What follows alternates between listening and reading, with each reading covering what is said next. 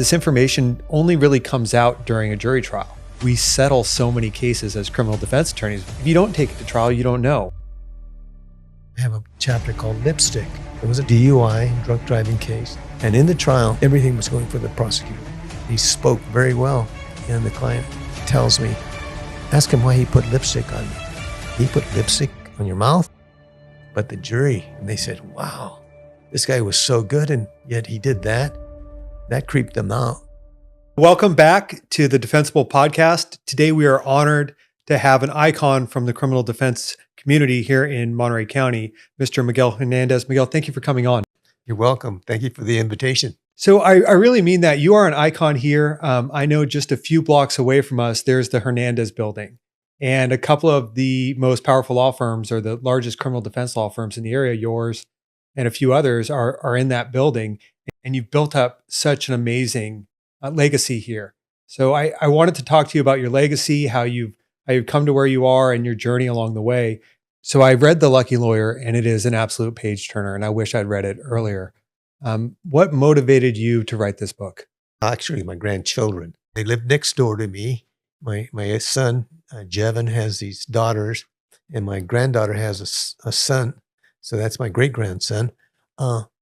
And I realized that they grew up knowing me from celebrations, birthday parties, and Christmas, that sort of thing. But they didn't really know me from my job. I wanted to leave something for them so that they could read in the future what their grandfather did. It's incredible, everything that you've built up. And what surprises me is, because I know you as this attorney who's done so much and you're such a great lawyer, but you had really humble beginnings. And I know early on, you were even picking vegetables in the fields starting up. How did your humble beginnings influence you throughout your career? Well, I was a field worker, not a migrant worker. We didn't follow the crops, but we were field workers where we would work in the San Joaquin Valley. I started early. I was 8 years old when my family took me out and was picking whatever we were picking, I think chili. And didn't make very much, maybe $1 in one day, but I was there. And then as I grew older, I went with the family and family members and did a lot of work. And then when I went into my teens, I grew to the point that I felt that I needed to get the work out because I was helping my family. We were very, very poor, family of 9 kids. And my stepfather didn't make that much. So any little thing that we did, we gave to our parents. I see. What kind of a teenager were you growing up? I was one that listened to my mother. Mm-hmm. My mother was my biggest influence. And anytime I was in a position of doing something that was not right, because I had friends who'd say, let's go do this and this. I was thinking in the back of my mind, what would my mother think? And her voice was loud and clear, don't do it. And I find some way to get out of following the crowd. And I know that you went to a number of different high schools, especially the latter part of high school. You changed schools a few times, but you still graduated very high in your class. Were you a good student in college as well, and then in law school? From high school, I graduated. It was a class of 600, and I was 60th in the class. So that was the top 10%. In college, Fresno State, I graduated with cum laude, so with honors. And then I went to law school, and I graduated with honors there too. So learning was always an adventure. I loved to read. I loved to learn. And so that helped me a lot. That's great. You also you enlisted in the military. What influenced that decision? It's kind of a funny story. I had 2 friends. And the 3 of us were in college at Fresno State. And as we were finishing our sophomore year, the government announced that they were in the biggest draft of the United States in Vietnam at that time. And my friend said, hey, let's enlist in the Air Force. And I said, I don't want to enlist in the Air Force. I don't want. They go, hey, you're going to be called. You're going to be drafted. And I said, well, that might be, but right now we're doing okay. And they kept the pressure on. Finally, I said, all right, I'll give it a try. So I dropped out of college after my second year and joined with them. They wanted to go into linguistics, being a language specialist. And I said, okay, I'll try that. And we went to boot camp in San Antonio, Lackland Air Force Base. And we took tests to see if we could qualify for language. And I passed. Mm-hmm. And my friends did not. I think one of my friends probably might have passed, but clearance wasn't that good because I think his parents came from Germany. And so there was a security issue, so he didn't get in. But later on, I became a lawyer, and one of my friends became a doctor, and the other friend became a hospital administrator. So we all did okay. Everybody turned out all right. Everything turned out right for us. And you must have done well because you ended up studying Mandarin. From my understanding, that's one of the most difficult languages to get into at the Defense Language Institute. It was very interesting, and it was very hard. Yes.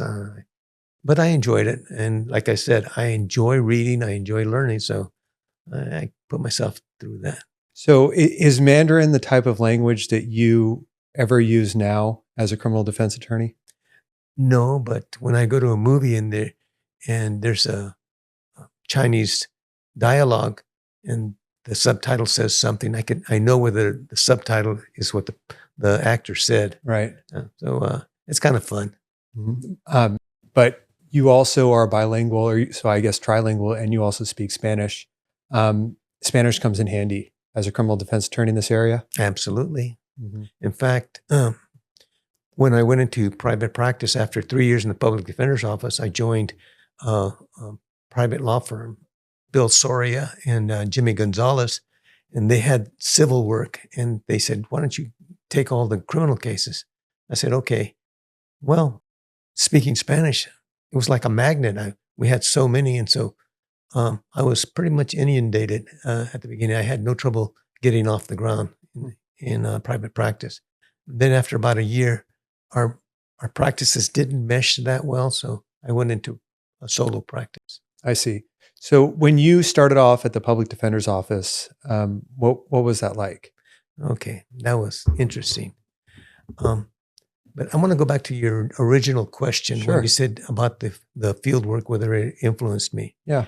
And yes, the San Joaquin Valley is torturous. We were in 100+ degree weather, picking cotton, picking grapes, chopping cotton, chopping sugar beets. And that sun bore down on us so hard. When you go arrive at a field, you'd see these rows. You couldn't even see the end of them. And they were just a haze at the towards the end. And I made up my mind that I didn't want to do this kind of work for my life. And that was my inspiration and my motivation for leaving the fields. I did not want to do that. And staying back in that time, you said something about not really having a strong role model for you when you were young. Talk to me about the importance of young people having a good role model, and you not having one, but you still turned out very well. I'll tell you, my stepfather was a hard worker, but he didn't really connect with us. He didn't really. He was act like a dad, and so where my role models were in school, teachers. I had some wonderful teachers. In fact, and I mentioned this in the book. When I was in the 10th grade, there was this English teacher that came to this high school where I was at, and it was a high school of minority students, mostly African American kids and Mexican American kids, but he picked up on that I could read really well, and he complimented me in front of the class, which was kind of embarrassing. But he later on looked at one of my report cards, and he asked me what college I was going to go to, and the word college wasn't even in my thinking at all. I said, I don't know, I'm not going to go to college. He told me that I should. Mm-hmm. That was my inspiration right there. Right. Teacher took the time to tell me something that he saw that was important. And so you went to college, you went to law school, and started out with the public defender's office. Yes. And I saw that your first case was a DUI. My first case was also a DUI. Yes. Talk to me about that very first jury trial that you did. Okay. I did not know the client.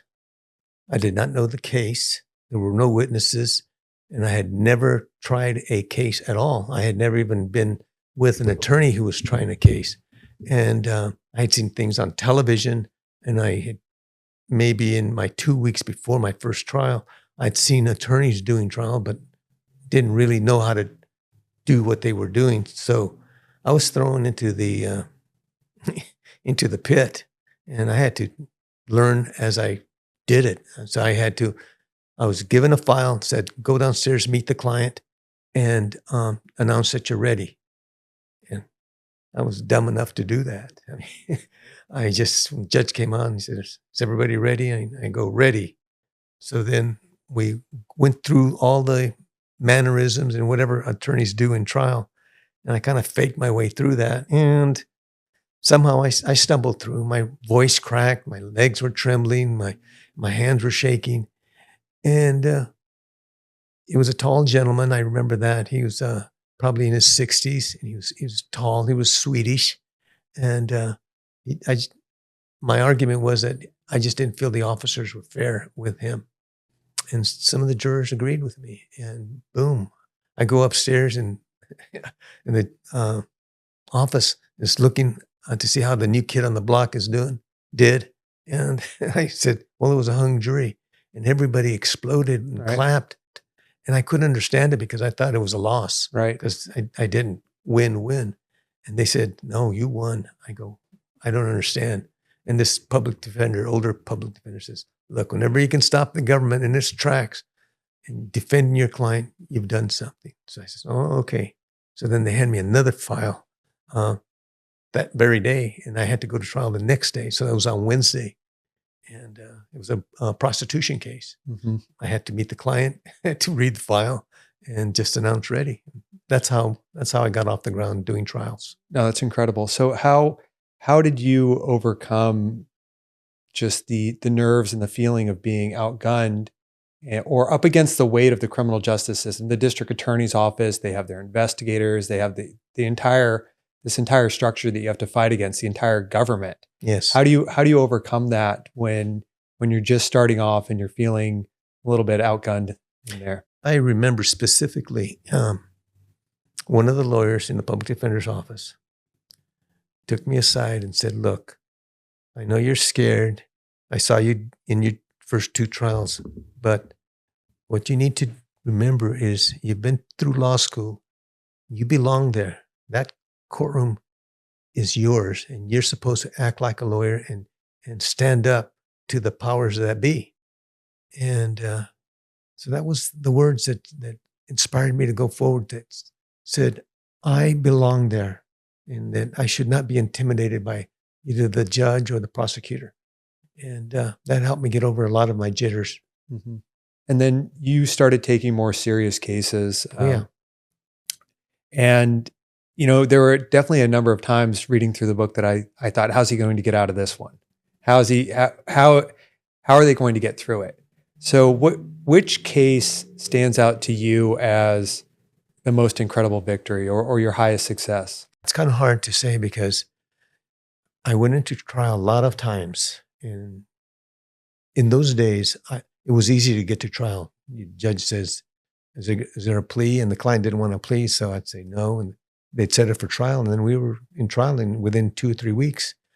And so the title of the book really says it all, the word lucky. And people say, no, you were very talented. I go, I was more lucky. And that's what happened in just about all of these cases. Something happened in trial that turned the knob there and turned it from a loss into a victory. And it happened time and time and time again. And I have a follow-up book that I'll tell you about. That in that I have a chapter called Lipstick. Mm-hmm. Lipstick, what does that mean? So it was a DUI, drunk driving case, and I had a client who was a woman, very attractive woman, and so we went through the trial, and she would not plead guilty, and I offered to try to get her a break because her blood alcohol level wasn't that high, and she says, no, I was not drunk driving her. I says, you don't have to be drunk driving, you just have to be under the influence. She says, no. We went to trial, And in the trial, everything was going for the prosecutor. Everything. I couldn't make a dent in either the criminalist or the main officer who testified. He was a very professional man, good-looking young man. And well, I was young then too. I was only 29 at the time. But he was strong, tall, very muscular, and he spoke very well. And no matter how I cross-examined him, and I had a lot of trials by then, so I knew how to cross-examine. I couldn't make a dent in his testimony. But just as I was wrapping up, having just made minor little points, I get a tug on my sleeve, and the client tells me, I ask her, what do you need? And she says, ask him why he put lipstick on me. He put lipstick on your mouth? I asked her, and she says, yes, ask him. I said, Your Honor, I have a few more questions. So then I asked question after question after question as to how he arrested her, how he led her to the car with his hands on her, how he put his hand on her head and buckled her in and everything. And he was very good in all of his answers. And then then I asked him, well, can you tell us why at that moment you decided to put lipstick on my client's mouth? His eyes went really wide, and he goes, and he would stop saying, it was about 20 seconds worth. And he looked at the jury, he looked at the DA and me, and finally I just said, Your Honor, I withdraw the question. But the jury right there, it perked them up, and they said, wow, this guy was so good, and yet he did that. That creeped them out. And so they acquitted my client. Mm-hmm. Pure luck on my part. Yeah. I asked my client, why didn't you tell me that before? She goes, I didn't think about it. I didn't know that was important. I said, well, I'm glad you told me. Yeah. But little twists like that in trials, that's what led to many acquittals. I had a murder case where the officer, who was the last witness, said one word that caught my attention. And so I went into that one word, and it's in this book. It's called The General ID for Murder. And so the DA asked him, the very last questions she asked him was, well, and so when you drove up to the scene, you saw somebody leaving? He said, yes. And do you recognize anybody in this courtroom that you saw running away? And he said, yes. He says, can you point to him? And he pointed to him. He says, so you made a positive identification. Is that correct? And he hesitated just a millisecond. And then he said, yes. And underneath his breath, he said, generally. Just as light as he could possibly make it. Mm-hmm. But my ear caught it. I caught the word generally. So I said, so then I went into cross-examination, and I cross-examined only on that one word. I asked him, officer, when you identified my client, and the DA asked you if you made a positive identification, you said yes, correct? He goes, yes. And then you added generally. Did you say that? And he looked at me like, ooh, he caught that word. Yeah. But then he knew the jury was right there, and the court reporter was right there, and he knew he had been caught. So he hesitated, and then he says, yes. So I said, so generally fits multiple persons, suspects, right? Any number of young Latinos in Salinas, and same characteristics, nothing specific that stood out, right? So it was a general identification. He goes, yeah. So am I correct that you did not make a positive identification? And he hesitated again, and he goes, yes. So that was it. That was the case against my client. Is the person that he saw running away generally fit the description of my guy. So then I didn't put on any witnesses. I didn't put my client on. He had a long defense that he wanted to put forward. And so I asked the judge that to address the court. I wanted to make a motion under 1181.1, mm-hmm. which is a directed verdict of acquittal. I mean, a motion for directed verdict of acquittal, meaning the judge can take the case away from the jury if the judge decides there's not enough evidence to go to the jury for a conviction. Right. And the judge thought about it and asked the DA for the DA's position. DA answered, well, and went over the facts of the case. And the judge just said, no, Mr. Hernandez is right. There's just no identification here. And so motion's granted. And it was the most impossible situation at the moment because I had never had a directed verdict of acquittal in a murder case. I'd never heard of one Right. in all of Salinas or anywhere else. And it happened in this case. And it was all because of one word. And so, again, I was very lucky to have heard that word, to have been able to address that issue. And so, from the smallest case to the most serious case, luck turned the page time and time again. Well, you heard it, whether lucky or not, you heard the word. And I actually think when people are being dishonest, part of them, they want to be found out. And they'll slip something in there, maybe unconsciously, that'll tip another person off.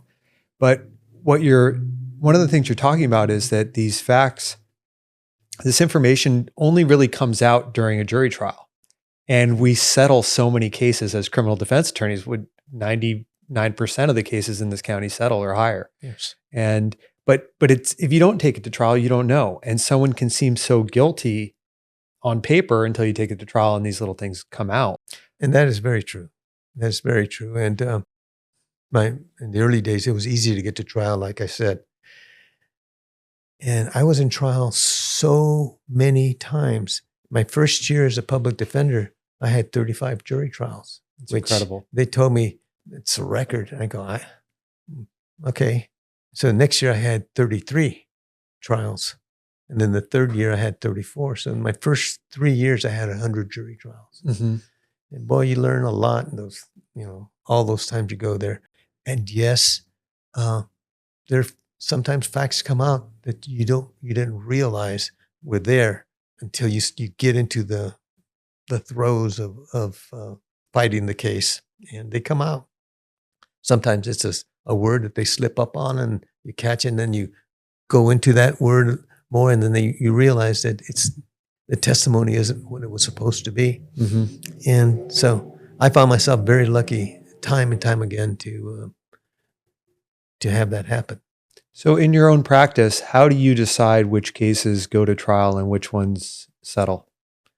The client. So, I mean, but I get that too. I understand it's up to the client ultimately, but some of them, that they're not going to be good for trial, or you know that they would be good for trial, but maybe the client can't afford it. How do you, what factors play in for you? Well, I'm very honest with the client, but I made it a practice to tell them what they were up against, tell them what the evidence against them is, and the likelihood that they're going to win. And they ask me for a percentage of a chance to win. And I don't like to give percentages because you don't know what a jury's going to do. And, but your case is not looking very good. And if we settled it, I could probably get you this or that. And the client says, but I didn't do it. I want to go to trial.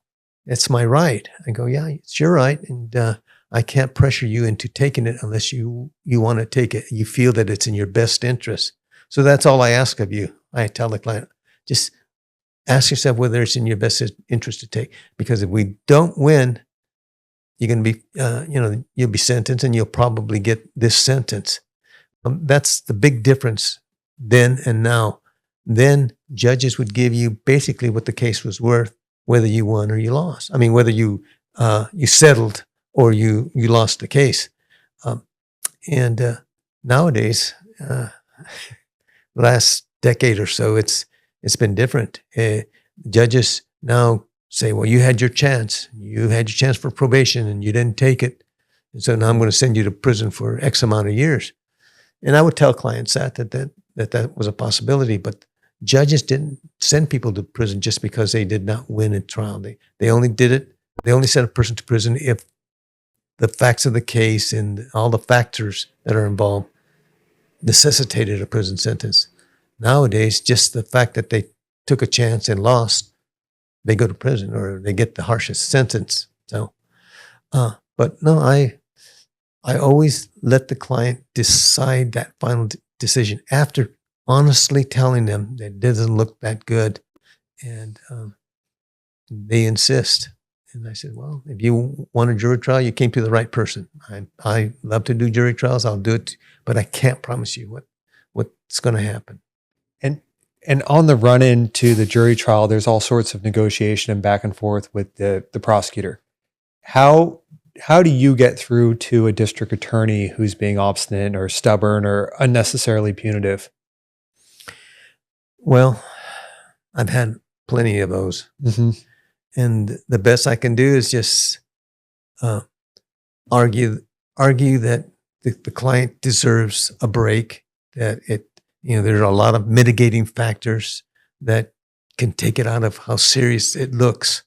And some DAs are very stubborn. And then I finally present that to the client and say, look, this DA does not want to give you what I feel is proper in this case. But at the same time, the case is very serious. So I give them the option. I said, you either want to go to trial or you don't. If you don't want to go to trial, then let's settle it for the best that we can. And clients, for some reason, just want to go to trial. And I'm not the person that's going to deprive them of a trial. Yeah, it's their decision. And we just fight the best we can. Yes. When we first started off the discussion, I talked a little bit about your legacy, and an important part of that, from what I see, is that your son is also a very successful criminal defense attorney in the county. Yes. I know that Jevin did not start off with criminal defense, and I know that he came around later. Were you telling him come work with me, or how did that come about that you started working with your son? It was the .com bust. He had a very lucrative, very good job in Los Angeles for a .com company. They were growing and they were getting very popular, and he was growing with them. He was being paid substantially, and I never asked him to come work for me, but I always left that open. And one day the company grew and decided to go public. Mm-hmm. The business did, and it went public, and with the idea that they were really going to expand and it was going to be wonderful. Well, what happened was a bigger company took them over, and they came in and cleaned house. Yeah. And my son was the product, the result of that. And so then he got another .com job, and doing well in that one. And they were on a grant. They were operating on grants, and the grants dried up. So again, he was out of a job, and he had these two great jobs, and then they both went flat on him. And he called me up one day and said, "Dad, is it too late to go to law school?" And I said, "No." I said, "I know the people at the local law school here. I can ask and see what kind of openings there are." And he says, "Would you do that, please?" I did. And I talked to actually the director there, the dean. And he said, "Yeah, I talked to so-and-so in the school," and I did. So then I gave that information to my son. He applied, and he came here. And by luck, again, mm-hmm. the word luck comes in there. The house next door to us became open because the tenants there left. And the landlord had always contacted me about their tenants. And I'd always just say they're doing fine and stuff, but they left, and the landlord asked me, "Do you know anybody that's looking for a rental?" Just happened to have one. Yeah. And then he and his wife and their child move in next door, and two children, and they've been there ever since. So we lucked out there, and everything just falls into place, has a way of falling into place. Yeah, it all works out. It does work out. And I was happy to have him there. And in fact, his very first felony case is in this book, mm-hmm. and he won it. And the DA who lost it says, "Oh, he didn't win it. Miguel Hernandez won it." And his colleagues called me up and said, "Congratulations on your son winning that case." That DA was not too popular. Yeah. But nevertheless, his first experience was like mine. You just get in there and you win a case. And so he's done really well. I'm very proud of him. He's a great attorney. And early I said something about the hat. You and your son wear very similar hats. And from 2 blocks away, I say, I can see that that's Hernandez, but I don't know which one that is. Talk to me a little bit about the hats. When did you start wearing hats? Okay. When I started with the public defender's office and all through my career, I had this big bunch of hair and I could never do anything with it.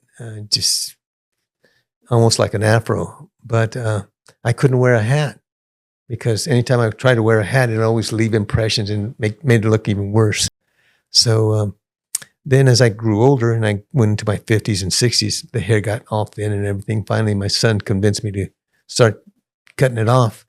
And so I have this top of my head doesn't have any hair now. And I was afraid I'd get, not sunburn, but maybe get cancer from the sun or something like that. So I started wearing these little touring caps. And my son didn't at first. And then one day, after I'd done it for several years, he then said, "I'd like to try that, Dad." And so I said, "Sure, I've got a whole bunch of them here." And he started wearing them. And he said, "Yeah, it's not bad." So both of us wore the same type of little traveling caps. And that's why it was hard to see which one of us it was. But then one day I was at the, I guess, Fisherman's Wharf at one of the shops there. And I saw a hat, this type of a hat, but it was more of a straw type of hat and looked kind of casual. I liked it. So I tried it on. I said, I'll try that. Mm-hmm. So I started wearing that type of hat. And so my son was wearing a different hat and I was wearing this type of hat.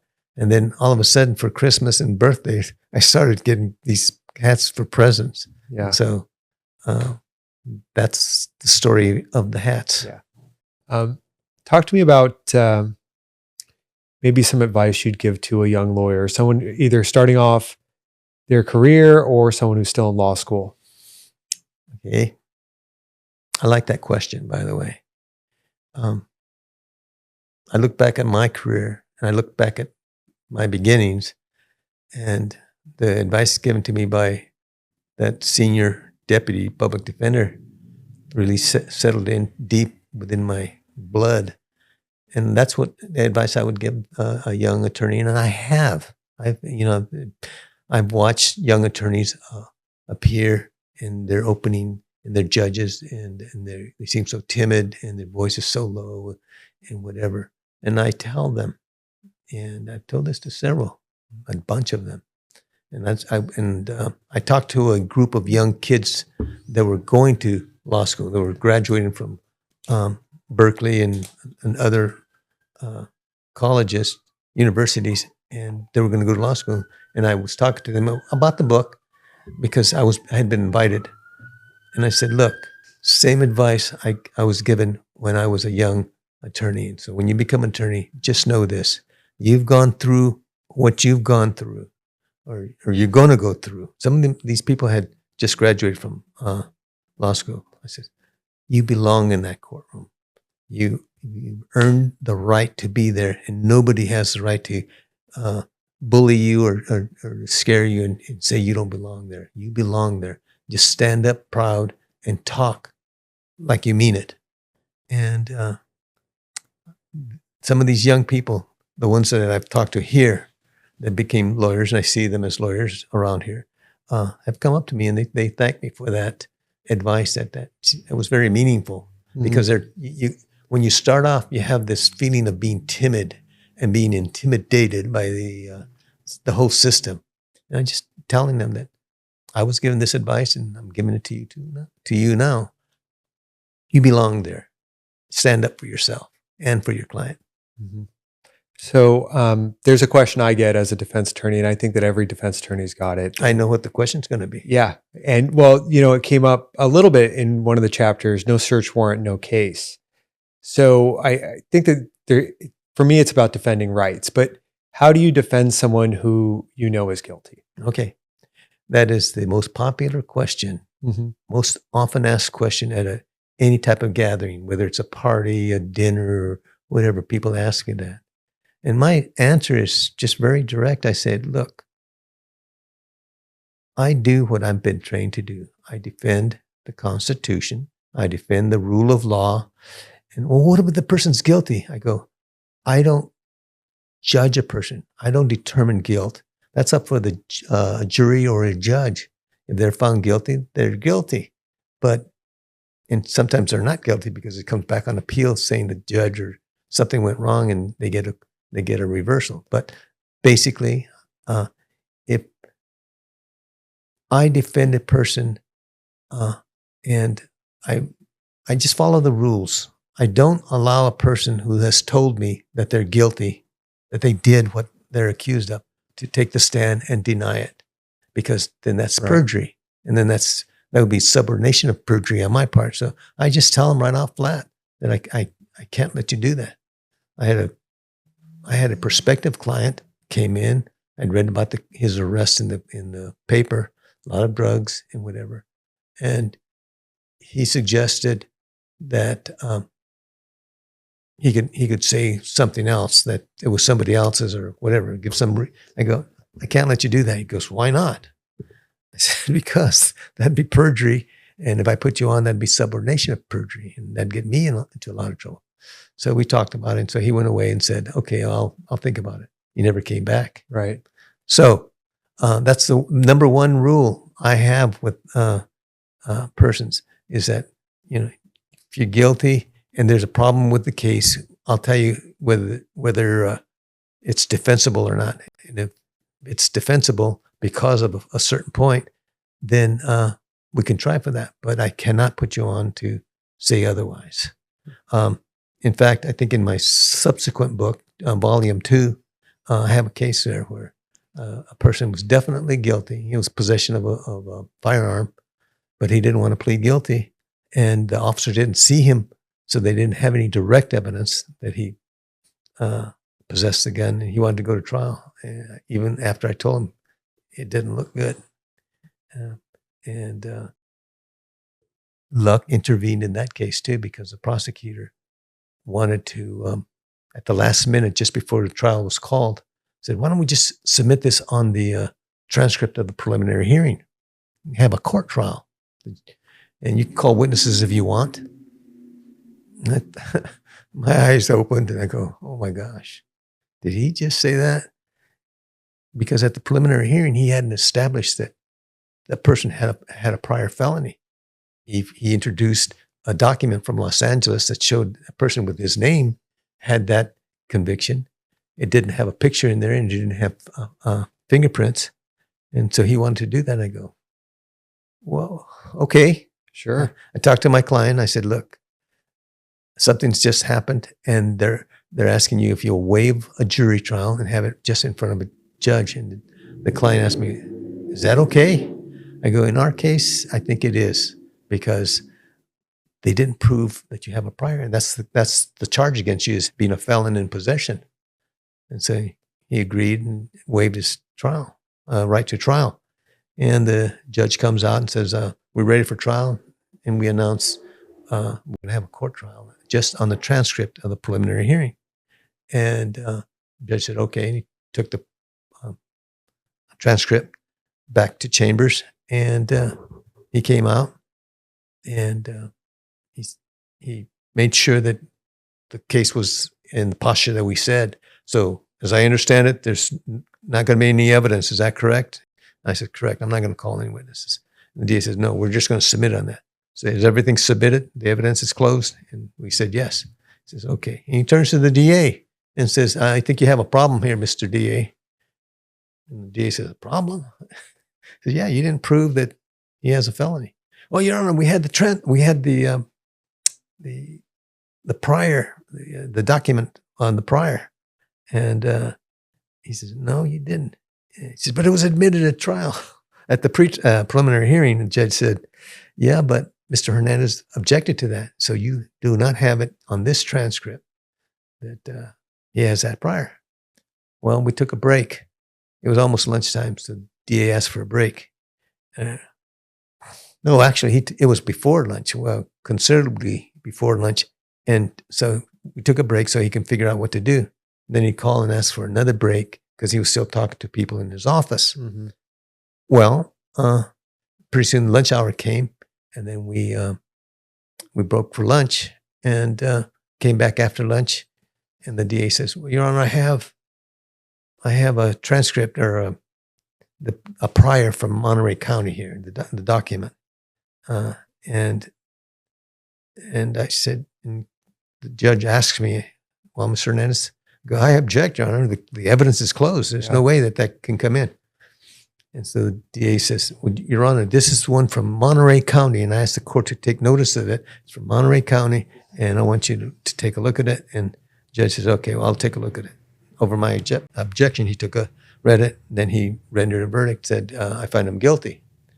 So I felt, deflated, but nevertheless, the judge did not put him in custody, which judges usually do after a finding of guilt. He says, "Come back for sentencing in 30 days or however many days." And so I did. I made a motion to, objecting to the conviction and everything, and DA filed a response that the document was legitimate and everything. So judge comes out of the bench and he says, "I've been on the bench for over 30 years, and I rarely make a mistake, but when I make a mistake, I own up to it. And I made a mistake in this case." And he said, I should not have let you reopen the evidence. The evidence was closed. Mr. Hernandez is correct. And so I find the defendant not guilty, nunc pro tunc. Yeah. This means back to the original date of the incident, of the ruling. And so my client walked out of there just like he couldn't believe what happened. I couldn't believe what happened either. But again, I think that was lucky that the judge did come to the realization that he had made a mistake. Mm-hmm. So, well, I've got another question for you that may not be so common as the last one. If you could commit any crime, and in your commission of that crime, it would eliminate the crime from all of society. Let's say your crime is speeding, and you go speed one day, and there'll never be another speeder. Maybe you face the punishment for speeding. Maybe you get away with it. What crime would you pick in order to eliminate that crime, but you have to commit it? I think what I would eliminate, if I could, and even if I committed it, was injury to your children. Because right now we have a law that says you can't use corporal punishment on a child. And if you do, you get punished in such and such a way. And depending on the severity, the punishment increases. The reason I'm thinking of that is I'm in custody. I'm in chambers talking to the judge and the DA saying, "This is a horrible crime. He hit his child with a belt, and and the child had a welt on his leg and whatever, and the child is ruined for life." And I say, "Judge, child's not ruined for life. My stepfather used to whip me with a belt all the time. I had welts on me all over the place. I grew up just fine." So this I think it's just incorrect. It's not true that a child is ruined for life. It's not a happy thing. But I think with counseling and other ways to handle the situation, you don't have to put people in custody, especially if they are a hard worker and they're providing sustenance for their family and helping their kid grow up. Yeah, some of them go overboard, but it doesn't mean that you put him in jail and make him lose his job, and what's going to happen to the family then. So judges kind of don't like me to say that.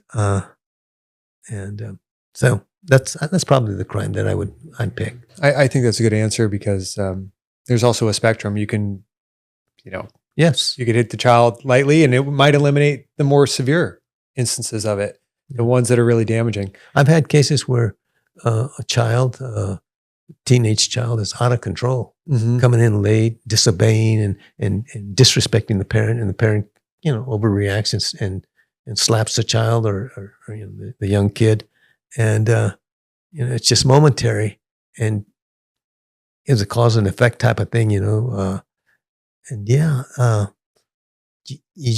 you want to at least teach the parent not to react in that way. Mhm. It isn't as if the parent was cruel and wanted to hurt the child. It just happened. So yeah, that's my opinion. Well, I'll tell you my answer, and it's a cheeky answer Okay. to that question. The crime I would commit would be perjury. And then by committing it, maybe it can be an innocent perjury. I could lie about what I had for lunch or what have you. And then if by doing it, it eliminates it, it would restore some trust and justice to our whole system. But I've had a little bit of time to prepare the answer, so that's what I've settled on. And I've asked every guest who's been on the show, I've asked them that same question, and it's always interesting hearing the responses. That wraps up my questions. Is there anything else that you want to talk about the book or your next book? Actually, let's talk about that. When is the next book coming out? That's a good question. I have the proof that the publisher has sent to me to go over and make sure everything's correct and approve it. And but some things have come up in life that I'm attending to that that's put a break on my going over the book. But I'm hoping that I can get back on track and do that. And once I send it back to them, which I hope is in a week or so, then it'll usually come out in about a month. Okay. And so I think it'll be out in a month. So let's say 2 weeks and then a month. So about 6 weeks. So that's my guess right now. Well, I look forward to it. I will definitely pick up a copy, and I recommend any young attorney or law student who's thinking about criminal defense to definitely pick up a copy of The Lucky Lawyer and read through it. I think there's some great stories in there, and even a seasoned attorney can learn from it. So, and you know what? I have received phone calls from attorneys who've said exactly the same thing. I picked up this fact, this little bit of information from your book, and it's very helpful. It helps me see things differently. And I go, well, I'm glad. These are people that I don't even know. I've had some strangers tell me that, so I'm glad to hear you say it. Well, I think the bottom line in all of this is that the underdog can win, and the underdog has won many times, and a lot of the time it does happen as a result of luck. And I'm competent. I know what to do, and like that general ID for murder, I was competent. I was lucky that I heard that word, and then I was able to use my talent and my experience to be able to pin that officer down to. I broke it down to where he said it was not a positive identification. So yeah, the underdog can win, and they often do. Well, I appreciate it. I really appreciated the book, and I want to say thank you for coming on. Okay, well, thank you for inviting me. Thank you.